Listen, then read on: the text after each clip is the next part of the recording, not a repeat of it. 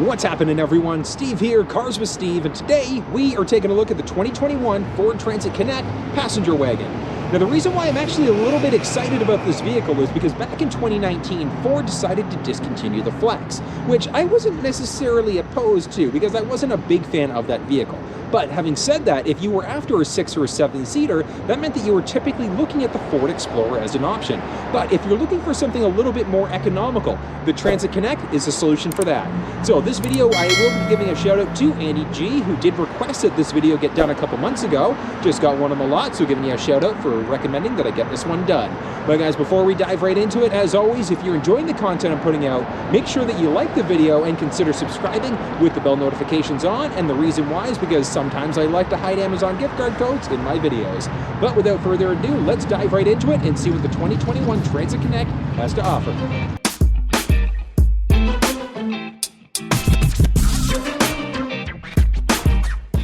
There are a few different configuration options for the Transit Connect, including either single or dual side sliding doors, as well as a difference in the back. So you've either got the option for those dual opening doors like what we see here, or there is the optional liftgate over and above that. When it comes to gas in the Transit Connect, it does just require your regular 87 octane, so regular gas in order to fill this thing up. It's about a 60-liter tank in order to get it full. Now, in order to fill it up, it's along the passenger side. We're just going to crank this open, and it is a capless system. All we're going to do is just insert the hose. Once you're done, all you're going to do is lock it back into place. You're set to go. The Transit Connect does have two available engine choices. Option number 1 is a 2-liter GDI, 166 horsepower and 144 foot-pounds of torque. The second option is a fleet-only engine, so if you're a regular retail buyer, you won't get this engine, but the second choice is a 2.5-liter IVCT, which is going to push out 169 horsepower and 171 foot-pounds of torque. Taking a peek at the key fob, so this is the way that the fob's going to look when you get the XL or the XLT trim. When you get into the Lariat, that's when we get push button start, so this key is going to go away. It's actually going to be in the bottom of the fob instead. But looking at the fob, as you can see, we've got our unlock button, our lock button, we've got our side unlock, as well as our horn or our panic alarm button. Now there is the option for remote start. This specific one doesn't have it, but having said that, the vehicle does have a built-in modem, so you'd be able to remote start directly through your cell phone using the Ford Pass app. Now, one thing to note about the Transit Connect is that it does have the capability to get factory towing, and I absolutely recommend getting factory towing as an option if you will be towing things. The reason why is because with factory towing, you will have the option of being able to tow up to 2,000 pounds inside of this thing. On top of that, if you've got a vehicle equipped with blind spot system, it also is going to extend the blind spot to cover your trailer if you enter the trailer dimensions. So these are the dual cargo doors in the Transit Connect passenger van, also available in just the regular cargo van as well. In order to open them up, it's very straightforward. Just make sure that the vehicle's unlocked, and along the side, as you can see, we can easily open that doors up. Now, one of the nice things about having these dual cargo doors, one of the big benefits, there's a little yellow button. All we have to do is press that in order to be able to extend it, in order to swing it out even more. And we can do that for both sides. So really, really beneficial if you're loading heavier cargo into the back or larger cargo into the back of these things.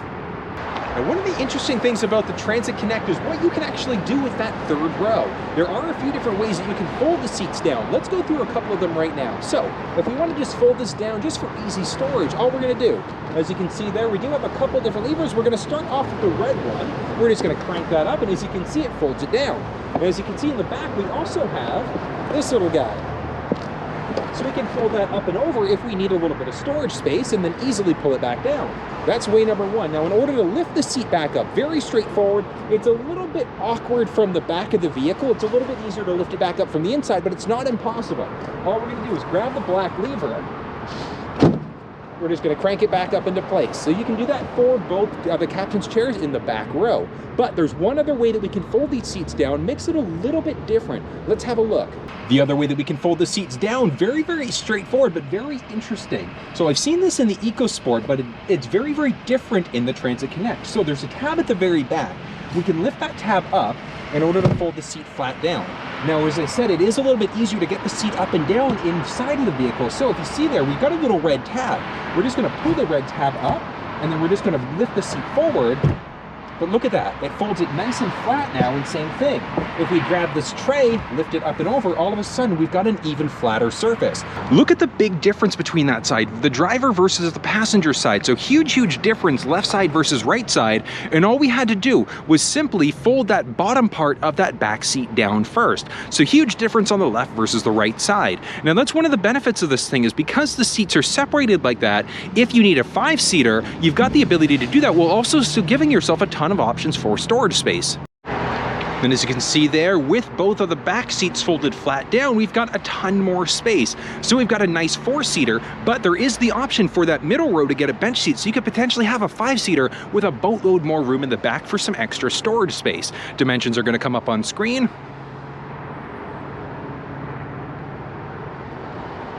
So as you can see, plenty of room in the back of this thing. Now there is one other thing. We can fold down that middle row, which is going to give us even more space. Let's take a peek and see how we can do that.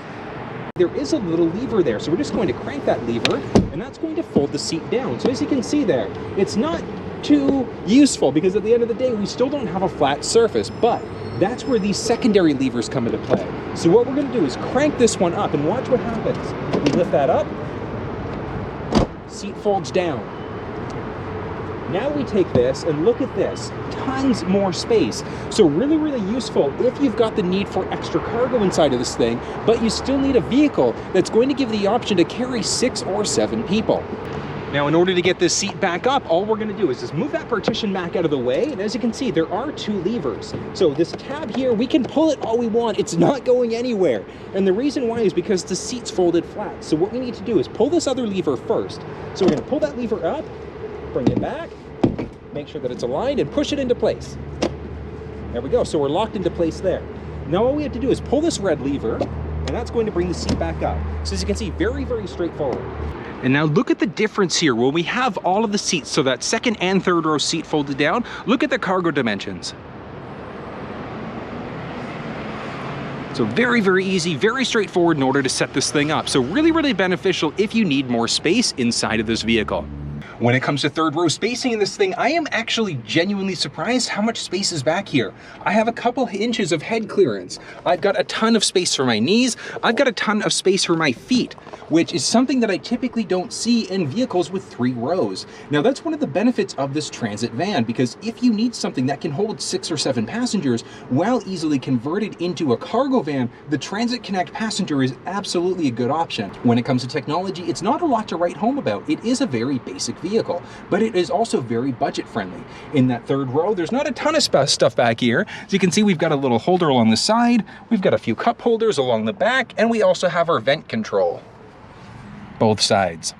Now, a couple things about this back row. We do have the option to lift these headrests up if we want to have a little bit more of a comfortable feeling in the back there.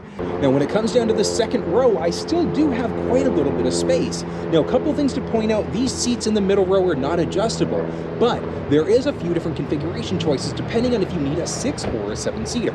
So what we're looking at right now is the dual captain's chairs, which is going to give us 6 maximum passengers. There is an option for that second row bench instead, where you can have 3 passengers sitting side by side in this middle row. So again, really ultimately depends on what your current needs are. When it comes down to spacing, as you can see, still up overhead, I've got even more space in this middle row, like 6 inches almost. It's kind of ridiculous. Like, I am super impressed. Now, a couple things, I've got a bit of knee room. So the driver's seat is set up for somebody who's 6 feet tall, so that's good. I still have some knee room, still have a bunch of foot room in the back there. And very similar to that third row, there's not a ton of technology back here. We've got some basic vent controls on both sides. And as we start to move down, so a few things with technology, we do have our 12-volt adapter. There is the option there for that built-in inverter. And moving down, we've got our fan control, as well as whatever the temperature is in the back. There's also a few pockets along the side, so if you need to store a few extra things, you've got the capabilities to do that. From a technology perspective, very straightforward along the driver's side door. We've got our unlock and our lock buttons, our window control, the ability to kill off power to those rear windows, and then we've also got our mirror control.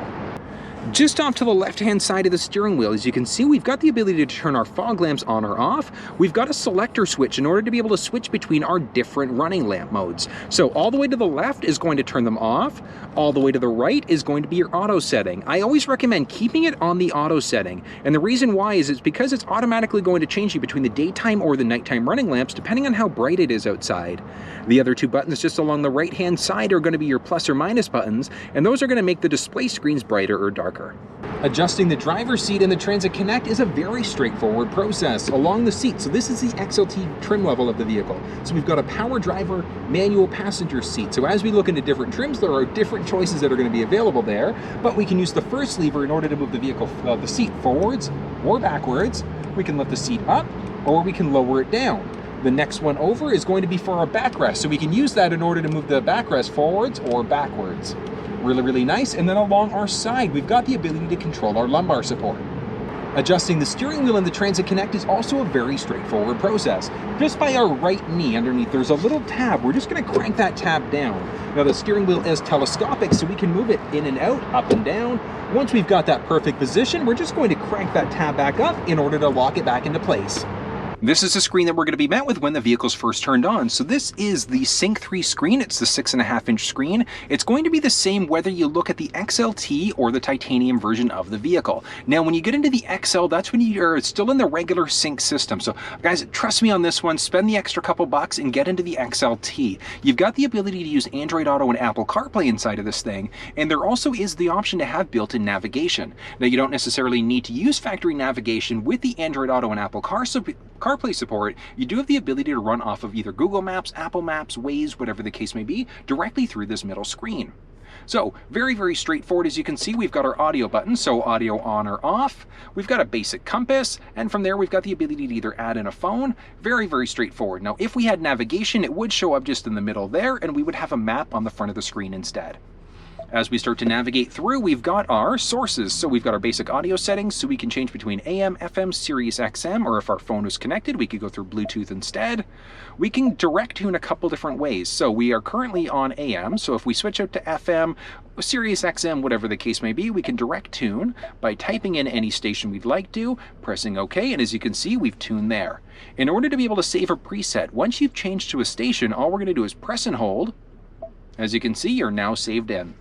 Very, very straightforward. Now we can tune a couple different ways. We can either direct tune this way. As you can see, we also do have a knob there, and there also is the option to press this button on the steering wheel in order to change the station that way using your voice. Adding a phone is a very straightforward process. All we're going to do is we're going to press the phone button on the bottom, and we're just going to press add phone. Search for your vehicle on your device and select it once it is found. Now you're going to make sure that your Bluetooth is turned on your phone, and from there on the very bottom, as you can see, we've got Ford Transit Connect, which is shown up. We're just going to press that. Confirm that the pin displayed on Sync matches the pin displayed on your device. Okay, so it's giving us a message. So we're looking to make sure that these numbers are the same. So they're the same. We're going to hit pair on your phone, and yes on the screen. For your safety, please stay alert to changing road conditions and use Sync's voice-activated features while your vehicle is in motion. Okay, so it's connected to the phone. Now, it also is asking us, do you want to allow contacts and favorites to sync? We absolutely want to make sure that we do that. And the big reason why is because we want our contacts to automatically download to the screen. Next up, we've also got our 911 assist. So I always recommend to make sure the 911 assist is turned on. And the reason why is because if you're ever in an accident with your phone turned on and this function turned on, the phone will automatically, or the vehicle I should say, will automatically dial 911 for you and automatically contact download. We absolutely want to make sure we do that. Hit finish, and as you can see, we're set up. So we can look at my contacts, my phone, we can change phones if we're running off of multiple phones, look at my text messages, things like that. So very, very straightforward. In order to be able to disconnect the phone, all we're going to do is go to settings, and actually before we do, let's jump into apps for a second. So as you can see, there are certain mobile apps that will work through this middle screen. So one of the nice ones, we've got LiveX Live, Spotify, things like that will all work through this middle screen. So rather than having to navigate through your phone, really, really useful. Moving into our settings, going into phone. From there, we can either view devices, set ringtones, and a number of other things. To delete a device, all we're going to do is select on the device, either disconnect or completely remove. So let's just hit remove. Yes. As you can see, we are now disconnected and the phone is fully deleted from that Sync 3 system. As we start to move down there, so we've got our basic apps, so we can add a device or look at mobile apps. Moving into our settings, we've got a lot of different options that are available. Along the top, we've got some basic sound settings, so that's going to be our treble, mid-range, bass, and a few other options. Moving back, we've got basic clock settings, so we can either increase or decrease an hour or a minute. We can change between our military time or our traditional AM/PM, so the 12-hour clock, and we can reset the clock to our GPS time, so wherever the vehicle figures we are. Next up, we've got the ability to either add Bluetooth devices. We can turn Bluetooth off completely. We can add a phone in by pressing this button. Moving into our radio, so radio text is the text that's going to show up. So this is the radio text, whether or not you want that to show up. Next one is going to be our preset pages. So our preset pages, we can go up to 6. So I always recommend make sure you max this one out as a default. And the reason why, it's going to update in a sec. There we go. Let's go back home. Now look at this. We've got the ability to have up to 30 individual stations saved, and that can be a mix, as you can see, between AM, FM, Sirius XM, etc. As we get into our mobile apps, there are certain mobile apps that can be enabled by USB. Now, one of the nice things, as I mentioned, is that the vehicle does have Apple CarPlay and Android Auto support. Let's actually look to see how that's set up now. So as you can see, it's a very straightforward process. Now, moving into our general settings. General settings, we've got the ability to change language, English, Spanish, French. We can go Celsius or Fahrenheit, kilometers or miles. The beep that we're getting, if that beep drives you nuts, you can turn it off. So really straightforward. Automatic system updates, I absolutely recommend make sure that you keep this one turned on. And the big reason why is because when the vehicle's connected to Wi-Fi at home, it's automatically going to update firmware for the vehicle. So always a good idea to keep that one engaged. 911 assist, very straightforward. Wi-Fi, so at home you do have the ability to connect to a Wi-Fi network. Big thing there is that you want to make sure that you're doing that in order to be able to get automatic updates. Automatic updates tied in there. Next up, Ford Pass Connect. The vehicle does have the ability to essentially act as a wireless hotspot.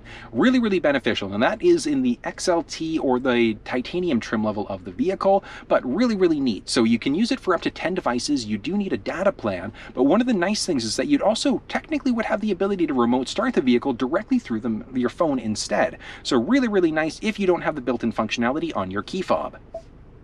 Pressing back, as you can see there, we've got Apple CarPlay, Android Auto, etc. First things first, what we're going to do is make sure that we start off with our USB cable, and we're literally just going to plug that into any available port. So as you can see, I am plugged in there, and we're just going to take the other end and connect it to the phone.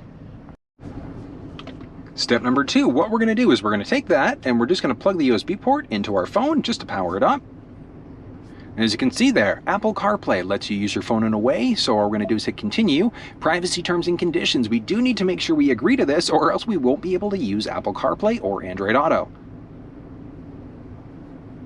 Okay, now all we have to do is unlock the phone in order to be able to start CarPlay. So all you're going to do is enter your combination, you're going to do Face ID or your fingerprint, whatever the case may be to unlock. And as you can see, we are now connected. We've got my phone, music, maps, messages, podcasts, and a number of other things. One of the nice things is that we've got the ability to be able to change what icons are currently showing up. And as you can see there, we can use maps from our phone. So if you don't have a Sync 3 system that's got your maps, you've got the capability to use Google Maps, Apple Maps, Waze, whatever the case may be. So really, really useful feature. Pressing that button essentially acts like the home button for your iPhone. You've got the ability to move between different stations there. If we go through our podcasts, if we had different music and audio settings set up, we've got the ability to start playing that as well through our music settings. So really, really neat. We can actively view our messages. Now, one of the nice things is that if you ever needed to get back to the home screen of Sync 3, all you need to do is press this little icon, and as you can see, we're now back there. But as a default now, what it's going to do is launch Apple CarPlay for certain things. So if we go to use our phone, it's going to pull up our phone. We go back home there. We've also got the ability now to go to our maps. When we do that, it's going to launch right into our Apple Maps. Back home, very same thing. As we go back home, we've got the ability to jump back into Apple CarPlay. So lots of ways to get back into CarPlay from there. In order to be able to get rid of CarPlay, all we're going to do is press this forward button there and along the side, so we can go and scroll over into our Apple CarPlay, and we can completely disable it, which will then bring us back to, as you can see there, our phone and our app screen. So the phone is still charging, which is great, but we aren't running off of that instead. Using Android Auto is the exact same process. So different USB cable, we're just going to plug into our Android device and give it a second. So as you can see, welcome to Android Auto. Same message, basically the same message what we just saw with the Apple CarPlay. We're just going to hit continue, and same thing, we have to agree in order to be able to use it. Now it's trying to unlock the device. So what we're going to do is we have to unlock in order to continue. So we're going to unlock the device, unlock to continue, and what it would like to do. So turn on Bluetooth in order to pair and allow car access. So we're going to hit yes and next there. Just a sec, and as you can see there, we are now connected. Really straightforward, really simple. It has defaulted to a map view. So by pressing that button, as you can see, we've got the ability to use Waze. We can use Google Maps. So tons of options there, which is really neat. So automatically download contacts. Yes, we've got Waze, we've got Google Maps, our podcasts, our phone, and a number of other options. So if we go to Waze for a second there, as you can see, we now have Waze set up. Really neat. We can switch out to our podcasts, jump back into the home screen. We can use our Google Voice Assistant also. And very similar to what we just saw with Apple CarPlay, by pressing this forward exit, it's going to default us back to our main screen there. So we can jump back into our phone, jump into our maps again, which again, same thing. We've got the ability to either use Waze or just Google Maps. Now we do have the ability to either use Waze or Google Maps, really matter of personal preference there, but whatever map app you use, really straightforward. Just search and you're set to go. In order to be able to disconnect through Android Auto while still making sure your phone is charged, we're just going to go back to the home screen. We're going to hit exit and we're going to go settings. From settings, we're going to select Android Auto and we're just going to turn Android Auto off. So as you can see, the phone is still charging, while at the same time, we are still connected. As we move into some basic vehicle settings, we've got camera settings and our modem serial number. Basic display settings, so we can turn the screen off. Really nice if you're not a fan of having that cluster and that, distraction. Press in order to turn it back on. And we can also have a calming screen instead. So very straightforward. Press to turn that one back on also. Jumping back into our settings, we've got some more display settings. We can change between our background, our brightness, and then our mode. So we're currently looking at the daytime mode. If we switch out to nighttime mode, you can select it so either it's daytime all the time or not, but I love that blue. But again, really a matter of personal preference. You can leave it on auto and the vehicle will automatically flip you between daytime and nighttime depending on how bright it is outside. From there, we've also got our voice control settings, 3 individual. The advanced mode, what that's going to do is not give you, if you have advanced mode on, you won't get as many prompts. I want you to listen to this for a second. 94.9. Tuning to FM 94.9. Okay, so it's changed radio stations, but it gave us a message there. Now, if we turn the advanced mode on, let's do that again. Tune to 97.7. Okay, now wait a minute. Look at this, it's changed the station, but it didn't give us those same commands. So I do recommend to keep the advanced mode on, and the reason why is because you won't get as many prompts and confirmation notices. Phone confirmation, when you're making a phone call, do you want to call such and such person? Absolutely make sure you do that. From there, you've got your command list. So the command list is this little screen that comes up. So whether or not that one shows up, really a matter of preference. Last one to point out is going to be the valet mode. So with valet mode enabled, you enter a 4-digit combination. Use something difficult. Don't use 1000 or 1234, etc. But what that does is that locks out the screen. So now you can't do anything. You can't look at your phone, contact settings, things like that until you re-enter that 4-digit number and press done again. And that's going to be the basics of that Sync 3 screen. As we start to move down the screen, a few things to point out. We've got the ability to turn our sound or audio on or off. Along the side, we've got the ability to control our volume as well. Moving over, this is going to be a hot button in order to get to some of the audio settings. So that treble mid-range bass, we can press that in order to get there. We can skip between songs or radio stations. We can play or pause. And along the side, as you can see, that button is going to be the one that's going to change between different screen modes. We can go on, off, etc. And from there, we've got our tuning knob. So we can change radio stations by using this knob. Our 4-way blinkers. Now, one other thing, so as you can see there, we do have a wireless charging pad. So if your phone supports wireless charging, one of the nice things is that all you have to do on that charging pad, and as you can see there, we are now charging up. So really neat, really cool, that the fact that we've got that there. Now that is going to be standard on the XLT and the titanium trim level. As we start to move down, we've got our fan control, so the ability to either increase or decrease the fan speed. We can turn the system on or off. We've got the ability to have dual zone climate control, so that's going to be standard there. So if your passenger likes it a little bit warmer, you've got the ability to control that. And as you can see, so what we're going to do is change it. So look at that. So we've got a different setting for the driver and passenger, and the dual zone button's enabled. Now if we press that dual button again, it's going to default back to whatever the driver's setup is. As we start to move across there, we've got the ability to select if the fan's blowing to the windshield, to our face, or to our feet, our rear window defroster, as well as our air circulation button. With the air circulation button, what's going to happen is, with that button turned on, it's going to circulate air throughout the cabin. With the button off, it's going to pull air from outside and bring it into the vehicle. Along the bottom left-hand side there, we've got our max window defroster. We've got the ability to turn that rear window defroster on or off, and we've also got our max air conditioner. Along the very bottom, we've got our eco control. So we've got a couple different modes there, our traction control system, as well as our auto start stop. So that's the one that's potentially going to kill power to the engine when we're stopped for a period of time. As we start to move down into our gear shifter, we've got our park, reverse, neutral, drive, and our manual mode. And then when we're in the manual mode, we've got the ability to select what gear we're in just along the left-hand side there. So if you were just resting your right hand there, you've got the ability to be able to select gears very easily. As we start to move down a little bit more, we've got a couple USB ports, as well as our cigarette lighter adapter, a few cup holders, a little bit of storage space, and as we start to move underneath, we've got a little tray there also. Next up, let's take a peek at the steering wheel and the cluster screen, figure out how all of this stuff works. As you can see, we've got a ton of different options that are available. Now, a couple things to point out, we do have our selector switches along the side, which is going to let us, by pressing up and down, as you can see there, we are changing different elements of the screen. We've got our basic back button, as well as our menu button. So let's start off, let's start off there. So if we press the menu button now, so we've got the ability to look at a digital speedometer, fuel economy, eco coach, or a calming screen. So calming screen is going to get rid of all of that clutter in the middle.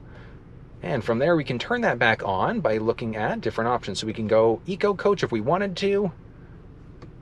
Go back, we can look at our fuel economy, back to the menu, or we've got our digital speedometer again. As we start to move down, we've got our basic driver assistance settings, so our lane keeping system and a number of other things. Our blind spot system, that's going to let us know if anybody's entered the blind spot on either side of the vehicle.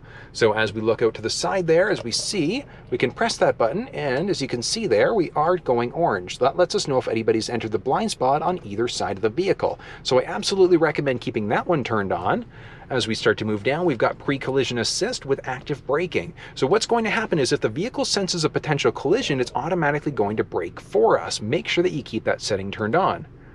As we go back, we've got our lane keeping system. Lane keeping system we can turn on or off just along the side there. So by pressing this button, we can turn the system on or off, and it works a couple different ways. Let's look at that setting for a second. As we move in, we've got the ability to go between different modes. So our alert, which is going to be a steering wheel shake, almost as if we're running over rumble pavement. The aid is what's going to physically recenter you and pull you back into your lane, and the alert and the aid, which will do both. So it's going to pull you back in and give you a bit of a steering wheel shake. From there, we've also got the ability to select the intensity of the shake, either a high, medium, or a low.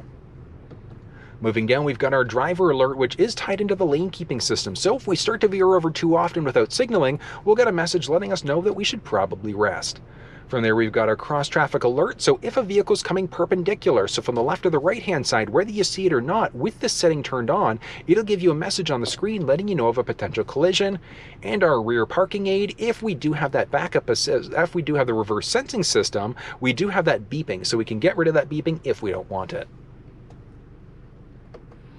As we start to move down, we've got the ability to change between different stations, so our AM, FM, or look through our different presets. Android Auto, as you can see, and if our phone is connected through Apple, we've got that capability as well. And from there, the phone is currently connected, so we've got the ability to look at all calls, incoming, outgoing, and missed. Moving back, we've got some other basic vehicle settings, which basic information on the vehicle. So we've got our auto start stop. That's the one, as I mentioned, is automatically going to kill off power to the engine occasionally. Driver alert. So that driver alert system, once that bar gets up to full, then you'll get a message letting you know that you should probably rest. The My Key system, that's available in the XLT trim level and above. That gives you the ability to use different settings for each individual key fob. So one of the benefits there is, let's say if you wanted to have it so that, I don't know, maybe you can't go faster than 110 kilometers an hour or 60 miles per hour, whatever the case may be, you've got the capability to do that by setting up a My Key. Tire pressure, very straightforward, shows you the active tire pressure in the vehicle, and we've also got our current oil life.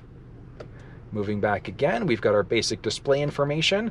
As we look into our display, we've got the ability to change between English, Spanish, or French, liters per 100, miles per gallon, etc., Celsius or Fahrenheit, basic driver assistance settings again. So very, very straightforward.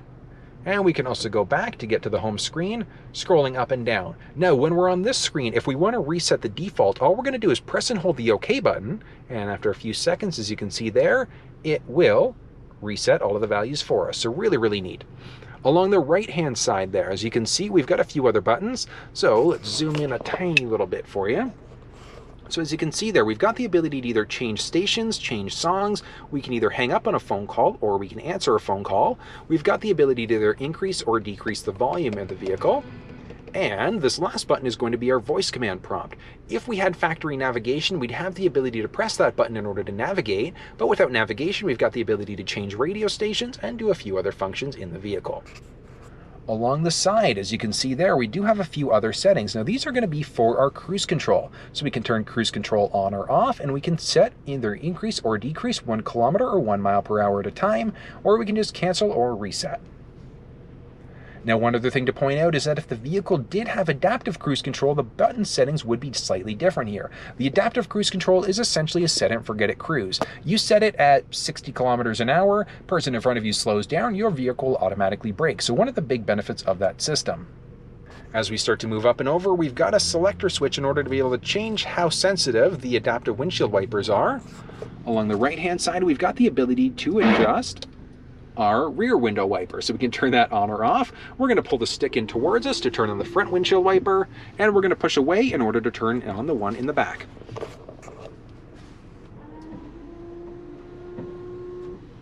So very, very straightforward. And along our left stick, we're going to pull in for our high beams. We can push away as well. And along the one side, as you can see there, we do have the ability to turn that lane keeping system on or off. We know it's on or off a couple different ways, because when we press the button, it will say lane keeping system on. But more importantly, we've got this button there right at the very bottom. Watch that for a second. So that one turns on or off. That's going to let you know if the lane keeping system is on or off. The physical system itself doesn't actually turn on until you hit about 62 kilometers an hour.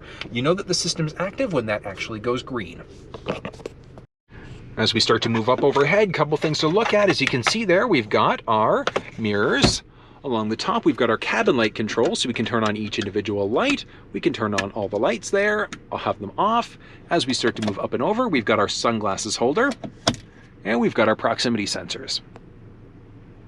Now, time for the fun part. Let's take this thing for a spin and see how it handles on the road. Now, one of the things, again, I'm super surprised about is how spacious this thing is. Like, I feel like I can almost do jumping jacks inside of this thing. Like, it's kind of ridiculous. So really, really beneficial looking at the Transit Connect if you've got somebody, let's say 6'5", 6'7", etc., because they will have a ton of space if you're driving this thing. Really, really huge, huge benefit. But let's take it out for a spin and see how it handles. Now, this is a 2-liter gas engine, so a non-turboed engine, but at the same time, it still will have a bit of power to it. As I mentioned, there is a 2.5-liter engine available as well. Really only, well, it is only available for fleet customers, so if you've got a taxi business, whatever the case may be, that's absolutely going to be the best option for you. Okay. Here we go. Oh. Wild, wild. How spacious this thing feels. I am really, really surprised about that. It's pretty nice though. Like, I'm actually really surprised at how nice this thing is. Huh.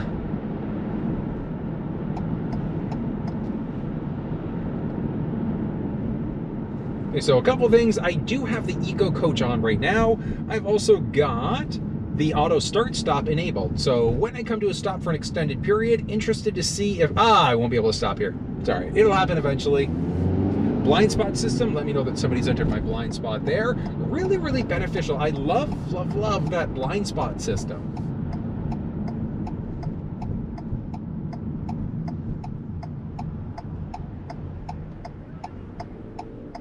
Here we go, moment of truth.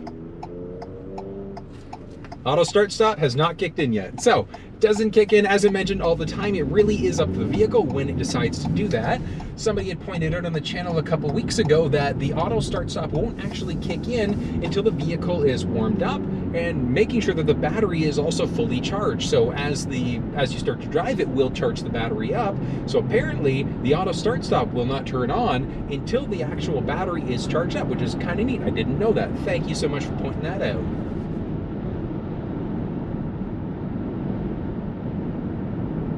Okay, so I've got the lane keeping system, which is currently activated, and what I want to do is slowly veer over into a lane once I don't have much traffic around me, and it's recentered me. It's given me a little orange indicator light. It's recentered me, pulled me back into my lane. Will it do it the opposite way? Yes, it will. Continues to recenter me. That's really cool. And then a message popped up on the screen telling me that I should keep my hands on the steering wheel. So really, really straightforward, but really, really neat that it's got the capabilities to do that.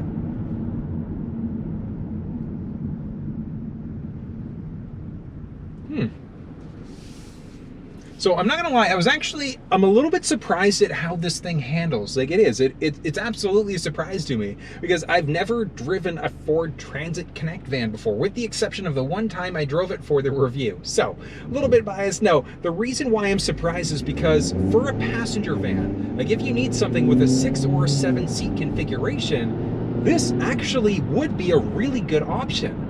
If you've got a young family, if you've got, young family, old family, whatever the case may be, if you need a 6 or a 7 seater with something that's economically priced because you may not be able to afford an Explorer, this is a really good option. Now, one of the benefits of the Transit Connect passenger van is, as I was mentioning, with those second and third row seats, being able to fold them down flat to get the extra space in case you ever need it is a huge benefit. Because rather than having a work van and then having another van to transport your family around, you've got the ability to have one van that can do everything. So huge, huge benefit to doing that. And it's actually surprisingly comfortable to drive.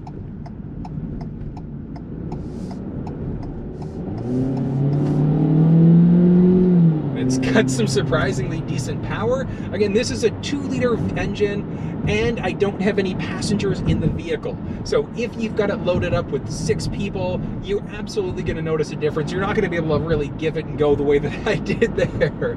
But at the same time, it's nice to know that it's got a little bit of power. It's got a little bit of something to it. Huh. That is nice.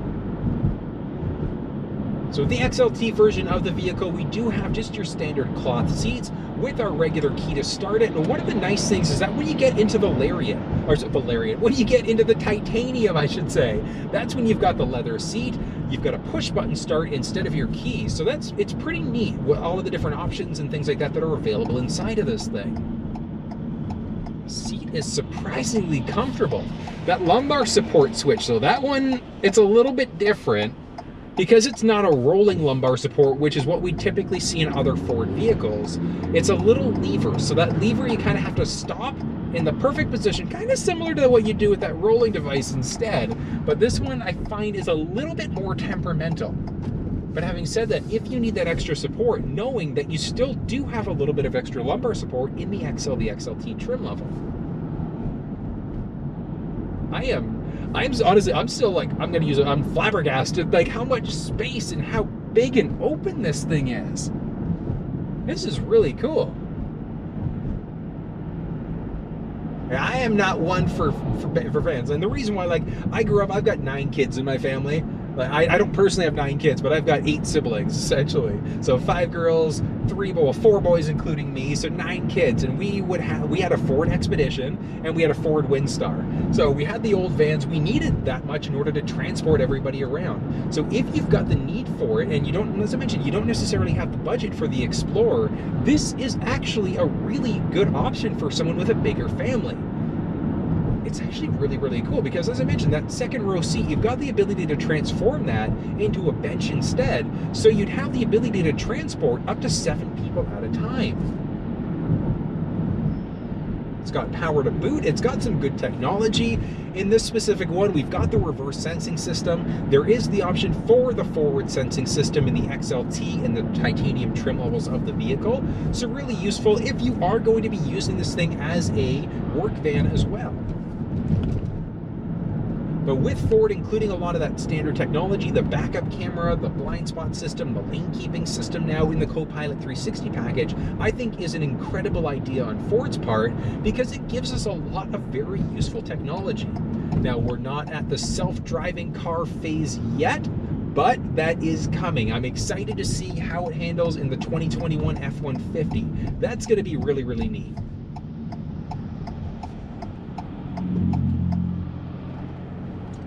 I just realized I could go straight here as well. Let me do that. Here I go.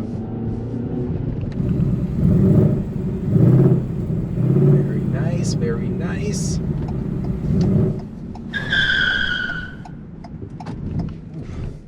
Actually took that bump fairly well. All right, let's see. Ooh, this is tight. Uh-oh. Roadblock. Dun, dun, dun. What you gonna do? What you gonna do? Well, I gotta get through there. How are we gonna do this? There we go. This guy knows. This guy knows. Awesome. Perfect. There we go. Thank you, sir. All right, and here we go.